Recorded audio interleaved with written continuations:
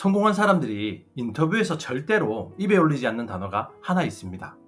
자서전에서도 강연에서도 책에서도 이 단어는 거의 검열되다시피 합니다.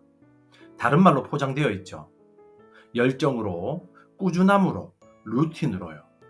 그런데 그들의 새벽일기, 친구에게 보낸 편지, 가까운 사람과의 사적인 대화를 들여다보면 한 단어가 끈질기게 반복됩니다. 그 단어가 뭐냐? 바로 억지로입니다. 이 말을 들으면 이런 생각 드실 거예요. 야, 억지로 하면 누가 못해? 좋아서 자연스럽게 해야 진짜지. 맞는 말처럼 들립니다. 너무 그럴듯하게 들리죠. 그런데 충격적인 사실 하나 말씀드릴까요? 우리가 자기 개발에서 늘 듣는 좋아하는 일을 찾아라, 자연스럽게 흘러가라, 동기부여가 올 때까지 기다려라. 이 모든 말이 사실은 인간의 뇌가 어떻게 굴러가는지를 정면으로 무시한 조언입니다. 스티븐 킹은 매일 2000단어를 억지로 썼다고 하죠.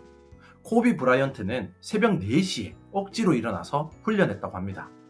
모차르트도 270곡을 억지로 따라 쓴 후에야 자기 색깔을 찾았습니다. 이상하지 않습니까? 자연스러움이 정답이라고 우리는 배웠는데 정작 정상에 오른 사람들은 다 억지로 했다고 말합니다. 그러니까 오늘 진짜 질문은 이겁니다.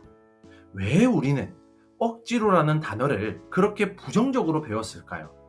그리고 만약 이 단어가 사실은 인간 본성을 가장 정확히 가리키는 단어라면 어떨까요? 오늘 그 비밀을 함께 풀어보겠습니다. 오늘 다룰 내용은 크게 3가지입니다. 첫 번째는 자연스러움을 기다리지 마세요. 두 번째는 억지로가 인간의 진짜 본성입니다. 세 번째는 억지로를 견디는 사람과 무너지는 사람의 단 한 가지 차이. 첫 번째, 자연스러움을 기다리지 마세요. 이 말을 들으시면 이런 생각 드실 거예요. 야, 자연스럽게 좋아서 해야 오래가지. 억지로 한 건 어차피 무너지지 않냐? 듣기엔 좋은 말입니다. 그런데 우리 뇌가 어떻게 굴러가는지를 보면 이야기가 좀 달라집니다. 우리 뇌의 가장 큰 임무가 뭔지 아세요? 새로운 도전을 즐기는 것? 아니면 성장하는 것? 아닙니다. 에너지를 아끼는 것입니다. 우리 조상들은 굶어 죽지 않는 게 어떻게 보면 가장 큰 과제였겠죠. 그래서 우리 뇌는 본능적으로 익숙한 쪽, 안 움직이는 쪽, 에너지가 덜 드는 쪽을 선호하게 만들어졌을지도 모르겠습니다. 이게 무슨 말이냐? 새벽에 운동을 가야 하는데 침대에서 일어나기 싫은 그 마음, 책을 펴야 하는데 자꾸 쇼츠가 더 끌리는 그 마음, 그게 의지가 약해서가 아니라는 겁니다. 오히려 그게 정상인 겁니다. 그게 자연스러움입니다. 그런데 우리는 어떻게 배웠습니까? 자연스럽게 흘러가라. 자, 자연스럽게 흘러가게 두면 어떻게 되는 줄 아세요? 침대에 누워서 쇼츠를 보다가 하루가 끝나버립니다. 그게 진짜 자연스러움이죠. 런던 대학의 필리파 렐리 교수가 한 연구가 있습니다. 새로운 행동이 자동화되기까지, 그러니까 진짜로 자연스럽게 되기까지 걸리는 시간을 측정한 연구입니다. 평균 66일이 걸렸습니다. 길게는 254일까지 걸린 사람도 있었다고 하죠. 즉 어떤 행동이 진짜로 자연스러워지기 전까지는 최소 2달, 길게는 8개월을 그냥 억지로 굴러야 한다는 겁니다. 다이어트를 한번 보세요. 미국에서 새해 다이어트를 결심한 사람들을 추적한 데이터가 있는데요. 1월에 결심한 사람의 80%가 2개월 중순에 포기했습니다. 6개월을 끌고 간 사람은 8%밖에 안 됐어요. 왜 다 포기할까요? 의지가 약해서일까요? 자연스럽게 즐기면서 빠지는 다이어트가 어딘가에 있을 거라고 기대했기 때문입니다. 그런데 죄송하지만 그런 다이어트는 없거든요. 생각해 보세요. 만약 인간이 자연스럽게 좋아서 운동하는 사람이었다면 헬스장 1월 회원이 2월에 사라질 리가 없잖아요. 자연스럽게 책을 좋아하는 사람이었다면 베스트셀러를 사놓고 첫 장만 읽다가 책장에 꽂아두는 사람이 그렇게 많을 리가 없죠. 자연스러움을 따라가면 우리는 결국 침대로 돌아갑니다. 그게 우리 본성입니다. 여러분은 어떠신가요? 동기부여가 올 때까지 기다려야지? 마음이 내킬 때 시작하지 뭐. 내가 진짜 좋아하는 일을 찾아야지? 이런 생각에 사로잡혀서 시작 자체를 미루오신 적은 없으신가요? 바로 그 생각이 우리를 가장 오래 묶어두는 사슬입니다. 자연스러움을 기다리는 사람은 영원히 시작하지 못합니다. 두 번째는 억지로가 인간의 진짜 본성입니다. 자, 그러면 자연스러움이 정답이 아니라면 정답은 뭐냐? 억지로입니다. 그런데 여기서 또 많은 분들이 오해를 하십니다. 억지로라고 하면 본성을 거스르는 거니까 결국 무너지는 거 아니냐? 그렇게 생각하시는 거죠. 근데 이게 바로 우리가 억지로라는 단어를 잘못 배운 지점입니다. 억지로는 본성을 거스리는 게 아니에요. 억지로는 본성의 또 다른 얼굴입니다. 무슨 말이냐? 우리 뇌는 게으름만 본성으로 가진 게 아니죠. 또 하나의 본성이 있습니다. 바로 반복하면 자동화가 된다는 겁니다. 신경과학에 미엘린이란 게 있습니다. 우리가 어떤 행동을 반복하면 그 신호가 흐르는 신경회로에 미엘린이라는 절연막이 두꺼워진다고 합니다. 그러면 그 신호가 점점 더 빠르고 정확하게 흐르게 됩니다. 우리가 능숙해진다, 익숙해진다, 자연스러워진다라고 말하는 그 현상이 바로 미엘린이 두꺼워지는 과정인 거죠. 그런데 이 미엘린은요, 한두 번 한다고 두꺼워지지 않아요. 수백 번, 수천 번 같은 회로를 반복해야 두꺼워집니다. 그러면 그 수천 번을 우리는 어떻게 굴러야 할까요? 자연스럽게? 아니면 좋아서? 그게 안 되니까 우리가 억지로 굴리는 거죠. 억지로 굴린 그 회로가 두꺼워지고 나서야 비로소 그 일이 자연스럽게 됩니다. 그러니까 결론은 이거예요. 자연스러움은 출발점이 아니라 도착점입니다. 그리고 출발점에서 도착점까지 우리를 데려다주는 유일한 다리가 억지로인 겁니다. 억지로는 본성을 거스르는 게 아니라 게으름의 본성에서 자동화의 본성으로 넘어가는 인간이 가진 가장 정직한 도구입니다. 세계 정상에 오른 사람들은 이걸 본능적으로 알았죠. 고 코비 브라이언트가 어떻게 살았냐? 코비는 새벽 4시에 일어나서 훈련하기로 유명했죠. 트레이너에게 본인이 한 말이 이겁니다. 나는 새벽 4시에 일어나는 게 좋아서가 아니다. 그게 좋은 사람은 없다. 다만 나는 일어나야 한다는 걸 알았고 그래서 일어났다. 좋아서 한 게 아니에요. 억지로 한 거예요. 스티븐 킹의 자서전에는 이런 대목이 있습니다. 매일 2000단어, 영감이 오든 말든, 기분이 좋든 나쁘든 무조건 2000단어. 영감을 기다리는 사람은 아마추어이고 프로는 그냥 책상 앞에 앉는다. 이게 50권이 넘는 베스트셀러를 쓴 사람의 작업 방식입니다. 제리 사인필드는 또 어땠냐? 무명 코미디언 시절에 그가 한 일이 단 하나입니다. 매일 농담을 하나씩 쓰는 것, 그리고 달력에 X 표시를 하는 것. 며칠 X가 이어지면 그게 사슬이 되거든요. 이 사슬을 끊지 않는 게 그의 유일한 규칙이었어요. 매일 억지로 농담을 썼고 그 사슬이 그를 세계 최고의 코미디언으로 만들었습니다. 그러면 피카소는 어떨까요? 입체파의 창시자이자 천재의 상징이잖아요. 그런데 피카소가 7살에 그림을 시작해서 25살에 아비뇽의 처녀들을 그릴 때까지 18년 동안 뭐 했는지 아세요? 벨라스케스, 고야, 엘 그레코 같은 거장들의 그림을 그냥 모방했습니다. 18년을 그냥 따라 그린 거예요. 18년을 매일같이 따라 그린다는 게 무슨 뜻이었겠습니까? 좋아서 한 게 아니었겠죠. 처음 1년, 2년이야 좋았겠죠. 근데 18년은 그냥 억지로 한 겁니다. 모차르트도 똑같습니다. 5살에 작곡을 시작한 신동이라고 알려져 있죠. 그런데 후대 학자들이 평가하기를 모차르트만의 색깔이 처음 나오기 시작한 건 271번째 곡에서부터예요.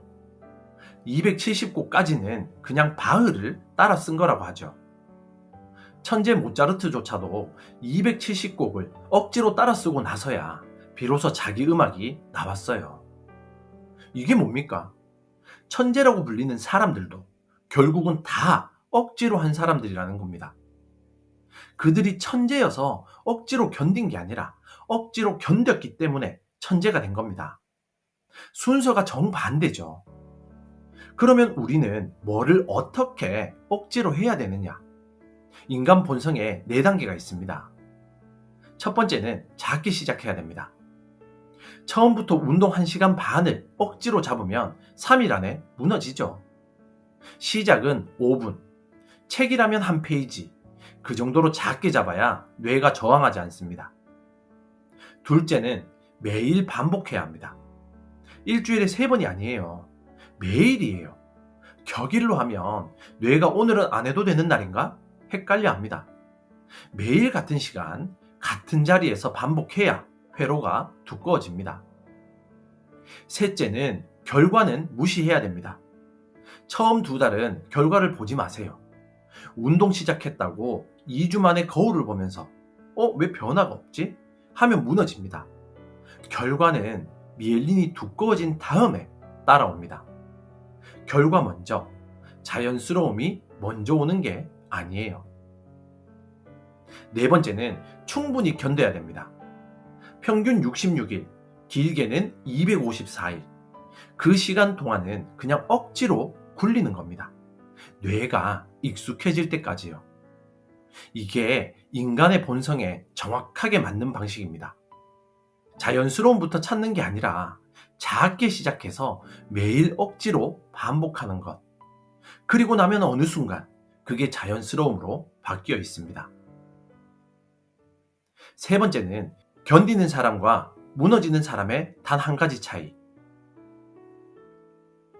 자, 그러면 이런 생각 드실 거예요. 오케이, 억지로 하라는 건 알겠어. 그러면 그냥 억지로 하면 다 성공하는 거야? 그럴 리가 없잖아.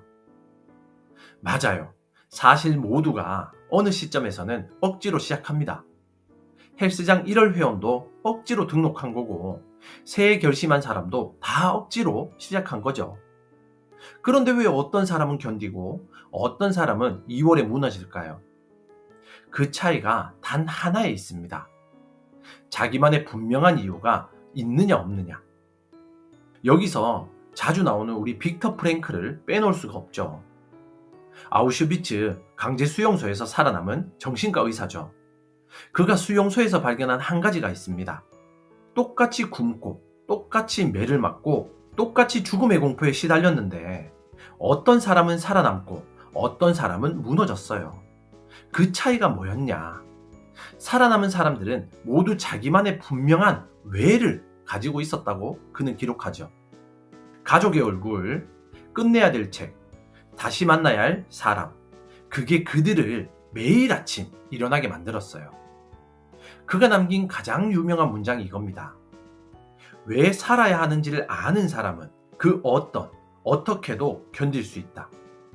견딘다는 건 결국 무엇을 위해 견디느냐를 아는 사람만 할 수 있다는 겁니다. 막연하게 건강해야지, 성공해야지, 유튜버가 되어야지, 이런 모호한 이유는 1월에는 강력해 보입니다. 그런데 2월에 어두운 새벽, 침대에서 일어나기 싫은 그 순간에 아무 힘도 없습니다. 너무 가볍거든요. 억지로를 견디게 하는 이유는 구체적이어야 합니다. 그리고 자기한테 진짜로 와닿아야 하죠. A씨라는 분이 있어요. 직장 다니면서 7년째 새벽 5시에 일어나서 글을 쓰는 분입니다.